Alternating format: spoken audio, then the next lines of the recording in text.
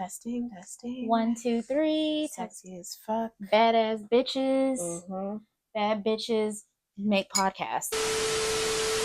Okay, hi everybody, and welcome to what I believe is going to be the Vintage and Color channel. As you can see, we're doing something different because you guys get to meet my fiance. Hi. Some of y'all have already met her on TikTok, but for those of you who are going to be meeting her on YouTube, this is going to be a new experience for you guys.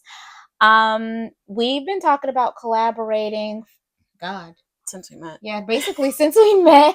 Because we both care so much about such overlapping issues, we were just like, it makes sense, but we never did it. We never really did it. But, you know, I guess like with my platform having been built up as it is and her career having started to grow the way that it has, we just figured this would be the right time. So I'm very excited for y'all to get to know her and to see why I'm marrying her, because she's absolutely brilliant. And yeah, I'm so excited. Yeah. Should I introduce myself? Yes, please, baby. Okay. So for the intents and purposes of this video, I am Tira. And she will call me baby. I have recently graduated with my bachelor's in political science and social sciences. And I have a concentration in those areas for the purposes of social justice, advocacy, community engagement, community safety, public health, research purposes, just all those things regarding just doing the most possible good, because I've always cared about those things. And I've always cared about specifically the Black perspective within those things, because if that gets lost, then we lose the plot. So I care very much about doing the most good possible. And I've taken on some positions both in nonprofits and think tanks. And also most recently, I have an internship with a pretty high ranking organization. So I'm really happy about that. It's coming to an end. So, you know, I'm on the recent grad full-time job hunt right now. Wink, wink. Wink, wink. Wink, wink. And so that's a little bit about me. I also on the side like to draw, and we're creative together, not just for political change and social change, but also for nerdy stuff. Am I allowed to curse? Yeah, yeah. Nerd shit. we like nerd shit. We love nerd. We met because we both like nerd we shit. did. Oh wow. Yeah, that'll be a story. That's a story. But we both like anime, and we both really, really like specific anime and media. And we bond over that and write silly little stories and come up with a huge imaginative world in which we live when we don't have to live in literally write novellas for fun. For fun. For fun, okay? So like we write for each other as if we're writing for ourselves. So like, because we love reading good fanfic. Yes. Okay. And sometimes you don't feel like writing it. So I'm just like, hey babe, you should write this, this, and this with these characters doing this at this time of year. We were literally just talking about how like I want to commission an artist, but I don't have to because she's been feeding me. She draws something new every day. She just learned how to animate in a day. She literally learned how to, when I say that my baby is brilliant, like she's brilliant, and she learned how to animate in a day. So now I get animations. Like what fuck I'm paying somebody for? Like but that's me, and we're here today because I also have a blog that I'm trying to get off the ground in a similar way to my extremely successful fiance and her like personal goals and personal platform. And so my blog is called The Obligatory Blog. The catch line is politics, but from the Black perspective. And so, yeah, we're doing a little collab, and we're calling it The Obligatory in Color. Yeah, The Obligatory in Color for right now. Yes. Yeah, when we combine, I think obligatory in color, because it makes sense. So we're going to start with how everything is connected, literally everything. AKA, it's aliens. It's always aliens. It's always aliens. It's always aliens. Everything goes back to the cluster. Goes back to the That's an inside joke. But yeah, just basically the concept of that, though, just to mean that no one's free until we're all free, period. And so we're going to show you guys what we mean, and then we're going to talk about it. Absolutely. So let's get into it. issue that you care about is probably a lot closer connected to Palestine than you might think. Like, if you care about ICE agents who are abducting people all around the country, you should know that many of those agents are likely trained by Israel in exchange programs, along with cops and FBI agents. Or if you're concerned about our Earth burning up from climate change, you should know that in the first few months of the genocide, Israel's bombs released more carbon than 26 countries combined, and it's only gotten worse since then. Or even if you're more concerned with domestic issues like education, healthcare, or a crumbling infrastructure, we can't solve any of those things with the military-industrial complex that takes up the majority of the national budget without ever passing an audit. Like the budget bill that Republicans just passed gives the military $1 trillion while cutting Medicare. And Americans on average will pay 5 times more to military contractors, like the ones that they just hired to run concentration camps in Gaza, than to K-12 education, healthcare, or infrastructure upgrades. And if you care about black civil rights, feminism, or even gay rights, you should know that the same systems that oppress black, queer, and female people, like the police and private prisons, are trained and armed with Israeli technology that's been developed on Palestinians. Like that kneeling technique that killed George Floyd? Yeah, that came from Israel. This is what people mean when they say that none of us are free until all of us are free. It's because nothing happens in a vacuum. So yeah, that's what we mean when we say that everything is connected and no one's free until we're all free. To his point that everything is indicative of a larger issue that has basically caused or breaks down into all of these little issues that we're facing now that all feel like they're separated but aren't. Everything comes back to the cluster. Everything comes back to the cluster. And guess what's clustered? Poverty, racism, feminism, sexism, misogyny, homophobia, transphobia, all the phobias and the isms. Down to Palestine. And it all starts with, personally, in my opinion, white supremacy. Unfortunately, as we go through our topics for the day, you're going to see that white supremacy is going to be a running theme. Yeah. It's nuanced, it's pocketed, it is deceitful, it is everything under the sun, because it had to be to transform, to become as powerful it's a chameleon. And covert as it is. Exactly. Yeah. White supremacy is a shapeshifter like no other. It's a shapeshifter, and it has tendrils. It's literally a what are those monsters? It's not a kraken, but it was created by this one particular guy. Lovecraft. Yes. Lovecraftian monster. Talk about monsters inside you. All right. I have always wondered why detail orientation is such a cornerstone of white supremacist systems, and that's because it's pretty much runs that way. Yeah. It's like you have to keep up with your details or someone else will. Mm-hmm. You know? Yeah. So, and of course that goes directly against like people who struggle with details, like people with neurodivergence or people who very much so. Okay. People who are too tired to keep up with those details. People who may not read the fine print because they have trust, because, you know, another key tenet of white supremacy is distrusting everyone but yourself. Mm-hmm. Right. So I feel like I might be. No, it made perfect sense to me. Thank you. Perfect sense to me. Yeah. I just don't want to ramble, but very easy for us to do.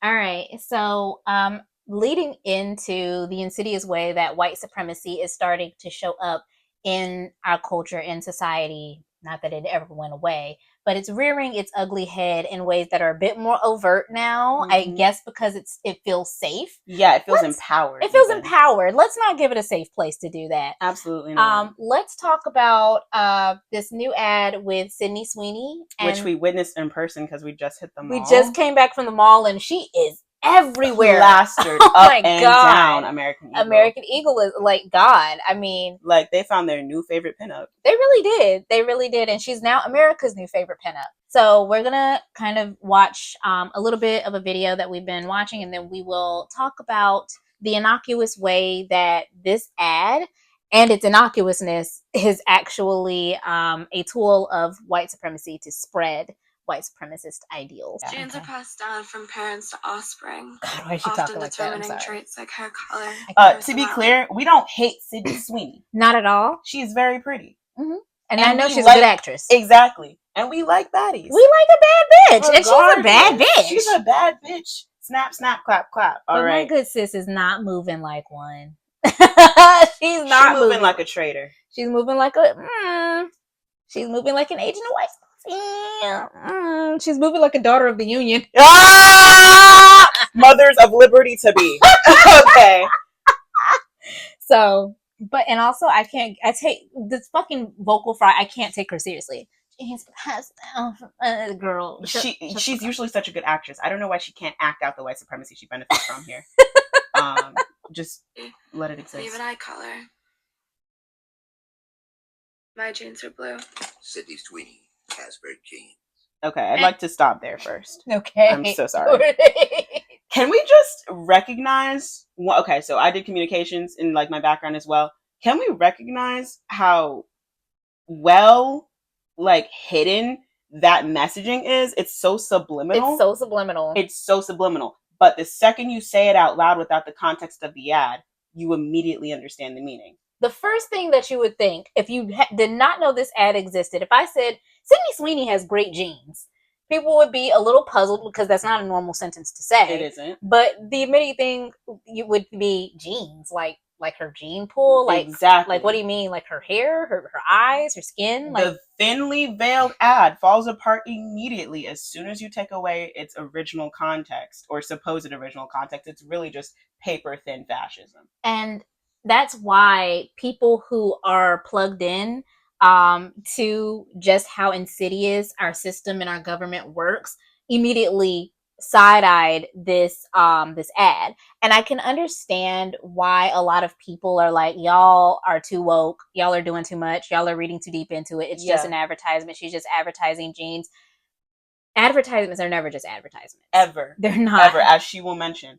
And honestly, when I was trying to find this video that we just watched, I saw all of the other pieces of the ad campaign, which were just fragmented pieces of the bigger picture. This one video alone is that bigger picture, that subliminal message. But before, I was like, is this the ad that everyone's getting mad about? Because I was seeing other ones that were just like her cleaning a car and getting in it, or her posing at a billboard and things like that. I'm like, listen, y'all, I will hop on the tinfoil hat train as soon as it leaves the station.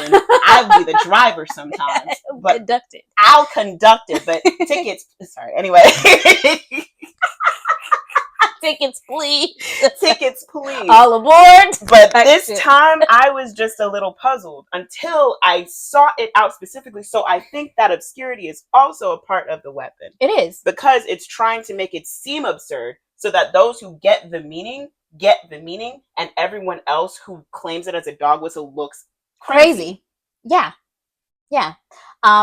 But they obscure it so well that it is very easy for people to misread it or misinterpret it as just being an ad. One, because media literacy is so low, and we are not encouraged as a nation to engage with media in a critical way, a critical manner, and in a in-depth manner. So unfortunately, a lot of us have trouble with media literacy, and we can't read the subtext behind the immediate imagery that is being shown to us. And that's understandable. And that's why I'm not mad at people who didn't see this. I'm not mad at people who don't see this, because it's easy to miss. It's easy to miss. Mm-hmm. All right. An American Eagle ad with overtly racist undertones tells us that Sydney Sweeney's jeans are great because they're blue like her eyes.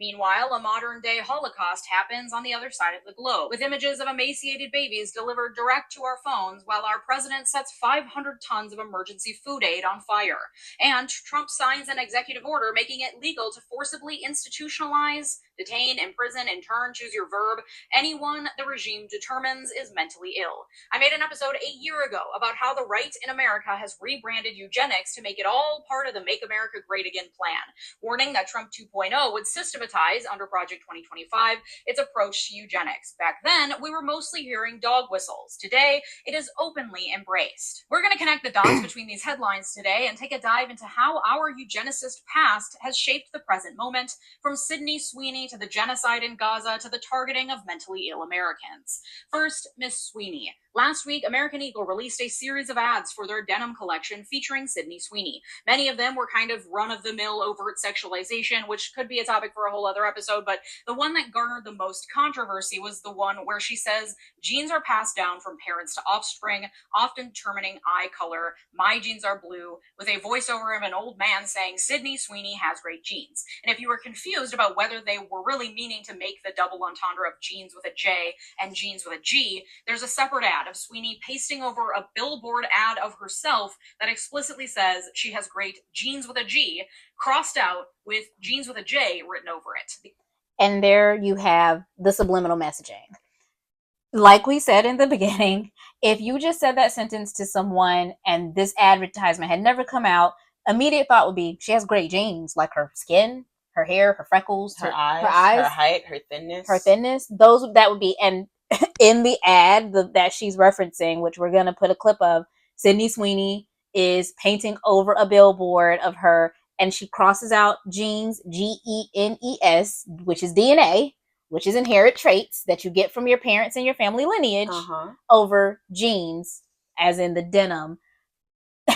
It's masterful marketing, but it's only masterful because it's so overtly racist only to the supposed angry left. Yeah. Everyone else has received the meaning. They've manufactured consent for the meaning by covering it in rhetoric that's strategically made for the genes. Yeah. Right? So it's a Trojan horse. Yeah, it's a Trojan horse. That's a perfect metaphor for what's going on here. Everyone who's seen the Trojan horse knows, hey. But yeah, so she gets into more, she gives some examples of ads and the way that previous empirical regimes, such as the Yazis and Hitler, used... Favorite game. Yeah. Used American tactics to basically advertise, what's the word? Nationalism? What's the word? White nationalism. Yeah, white nationalism to the public before Hitler's rise. And we'll link her video so you guys can see that. But I want to kind of help you guys understand, for those of y'all that don't, better understand like the way that advertisers use the Trojan horse method, and the way that they manufacture they manufacture importance. They manufacture this need for you to buy this thing in a way that feels inconspicuous, or as if you had the idea yourself. Exactly. In marketing, the first thing you learn is you're not selling a product, you're selling a feeling. Yes. They sell you back to you. Exactly. Who do you want to be? Who do you want to be once you have this product? Who will you be only if you get this product? Don't you want this product to be like the superior person? Don't you want other people to see you the way you see you? Exactly. I was watching a TikTok video, and the girl was giving examples, and she was talking about how the Got Milk campaign, which millennials, I know we grew up on that, how it was, there's no overtly sexual. Oh, first of all, overtly sexual.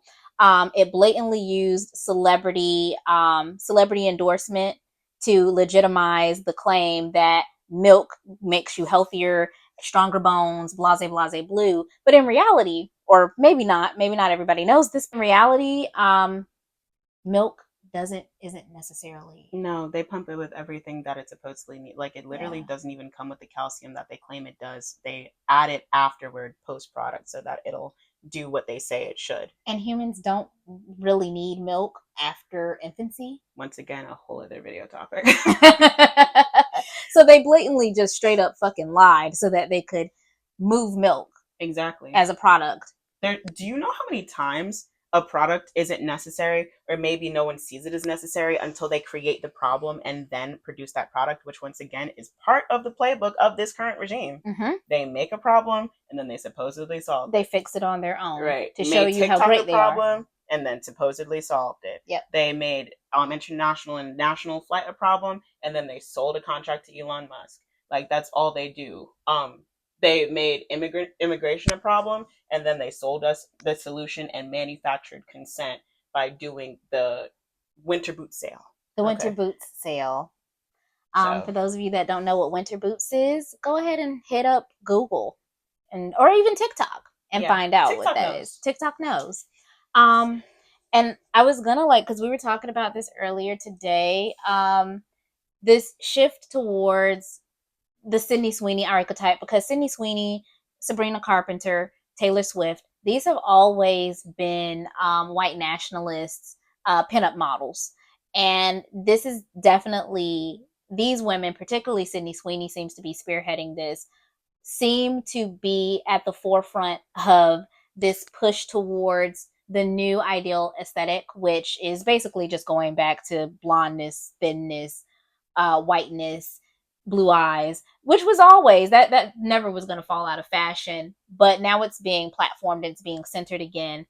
And I kind of wanted to talk about when I started to sort of notice, this seems odd. Like for me, it was when I started noticing like the rap girlies and the R&B girlies coming back thinner. Yeah. Yep. Ice Spice got super thin out of nowhere. Crazy thin. Megan got super thin. Which we love you, Megan. We're just worried about you, girl. I just was worried. I mean, and at that time, I chalked it up to she had just gotten out of that whole situation with the Tory Lanez and all that. So I was like, okay, she's depressed, stressed.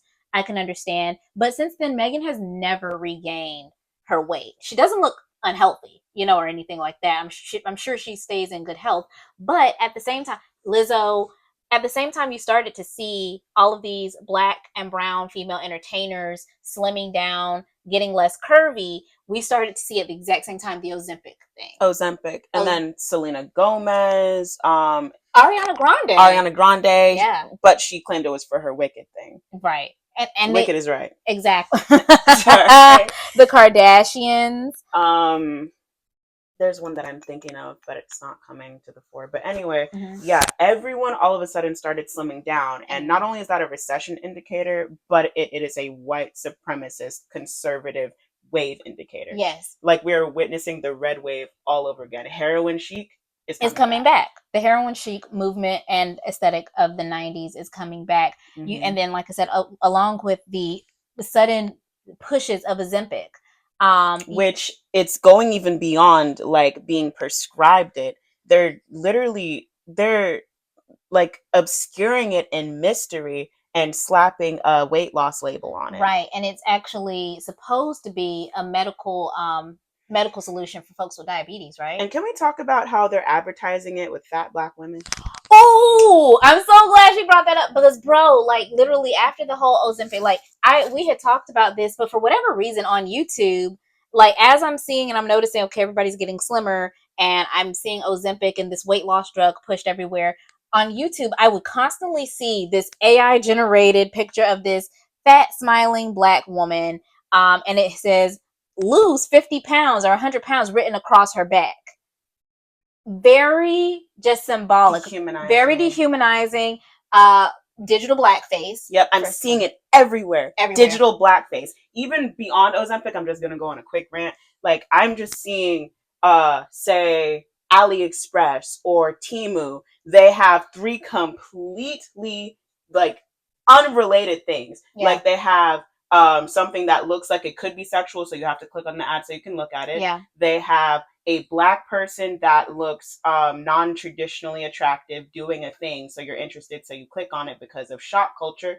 Or they have something that looks overtly pedophilic and you're confused and you want to click on. Like literally, they are using the shock culture and the minstrelsism to get you to buy their products and look at their website. Yes, and the subliminal messaging that I'm seeing, because I've never gotten weight loss ads before, or if I did, I never really noticed them, but it's so blatant. It was always that same image of this smiling AI visual of a Black woman. I hate AI, with 100 pounds lost or lose 100 pounds written over her back, dehumanizing, using her as a billboard, pushing to me and other Black women who see that ad that our bodies need to be changed, need to be slimmer.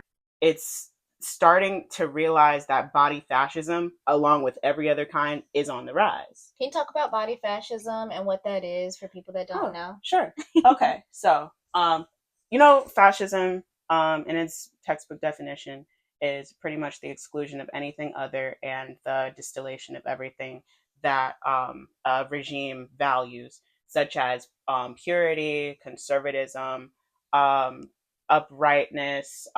We can think of the WASP culture, white, Anglo-Saxon. What What's is the it? P? Protestant, something like that. Protestant. It's that acronym, but pretty much the distillation of all of those things that a regime values so that they can create an elite race or an elite servant, right? And everyone else that doesn't fit that mold is ousted, is detained, is othered, is excluded, is criminalized, is de-educated, is put in jail, is killed, right? Body fascism is just another way to detract from that core audience so that you feel othered and ousted and so that they can single you out better. Racism is an example, right? And even colorism within racism, or national origin, like if you're not an American national, religion, and body fascism. If you are visibly not the standard, such as thin or curvy thin, slim thick was a whole other thing. That was body fascism specifically in the Black diaspora. Yes. But thinness being back on the rise is a demonstrator of body fascism, where they are solidifying their own base and othering anybody that doesn't fit into this very, very slim, pun not intended, demographic, which also brings us back to Sweeney. Yeah. So body fascism, we started to realize, okay, the recession indicators are in everywhere, because on top of, the advertisements slowly gearing towards weight loss, targeting Black and brown female bodies, diet culture, a lot, like when they realized they couldn't get me with that, then they started pushing, I can get a dietitian through my healthcare. With my new dietitian, diet. Yeah. And I'm like, y'all aren't going to make me stop eating. Absolutely not. It's not gonna happen. No. It's so good. And I feel like, and I said this before, because we know the economy is about to be in the shitter. We know that in this economy, we know that groceries are going up. People are getting to the point where they can't afford food. I'm like, isn't it so funny that they're pushing and promoting diet culture and weight loss in a time where they know people are dealing with food insecurity? Very convenient. Isn't that convenient that when people can't afford food, they're telling you don't need it anyway? Exactly. They start attributing moral value to how much food you eat, because at this point you don't have the food to eat, right? So you feel superior to anyone who does eat more food. Because they're gluttonous. How does that sound to you? Exactly. How does that? You're literally removing the lifeblood, the food that fuels your body. Oh, that's a whole other thing. Being tired. Weak and tired. Weak and tired. They want us hungry, weak, and tired, so we don't have the strength to be like, this isn't right. Exactly. And then they reorchestrate their own playbook, and then they rewrite reality to make you feel as though hungry, weak, and tired is the beauty standard. Like, playing right into the heroin chic phase. Yep. Playing right into the unhealthy body. Oh shit! It's quickly losing power. Playing right into, now if you unplug that, we don't have mics. So yeah. Okay, so we talked to the dice. Huh? We talked to the dice.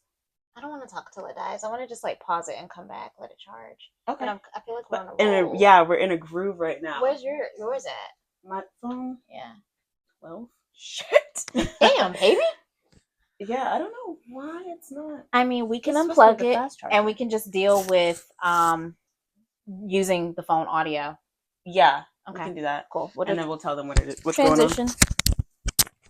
All right, so before our camera dies, we're just gonna go ahead and switch to phone audio. So if you notice a difference, that's what it is. We'll be right back.